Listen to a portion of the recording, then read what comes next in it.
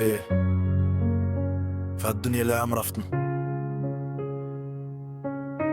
ما كاينش اقوى من صلاتك.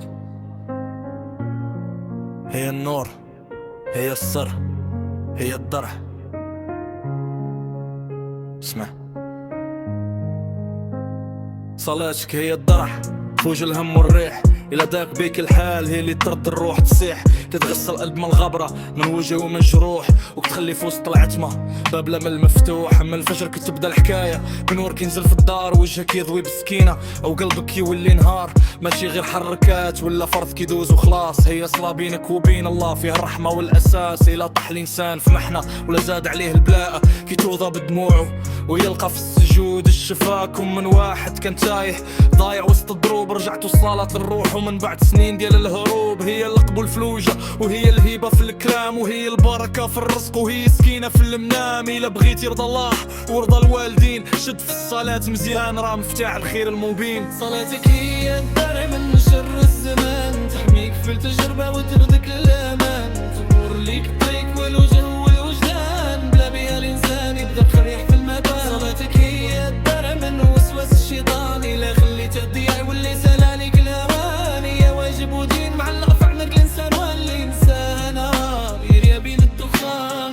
شحال من مرة الدنيا كتضغط عليه بكساها، والناس بوجوه كتيرة وانت ما فاهم نواياها. كتبغي الصلاة وتثابت وسط بحر متقلب، كتبني في داخلك صبر وقلب مؤمن ما كيغلب. لا جاك الظلم ولا خانك صاحبو عشير، تلقاه في السجدة عز ما كيعطيه حتى وزير. إلا سدو البيبان والله يفتح أبواب، ببركة ركعتين كيبدل أصعب الأسباب. الصلاة ماشي عادة، راهي حياة ونجات، منها كتنبت الحكمة ومنها كتكبر الذات. كتعلمك الصبر والنية والصفا، وان الدنيا غير محطة والآخرة هي الوفاء. من بعد جنات حتى هي كتبقى نور في الضريح، وكتونس العبد بوحدو في ذاك المقام الصريح. أول حاجة تحاسب عليها الروح نهار الحساب، إلى صلحات صلاتك تفتح ليك ألف باب. صوتي الإنسان تايه وسط دوامة ما كتساليش، فريسة سهلة للشيطان يديه فين ما بغى بلا ما يحس. مرة في الغفلة، مرة في الذنب، مرة في الضياع، حتى كيولي قلبه قاصح وما كيبقاش يسمع نداه.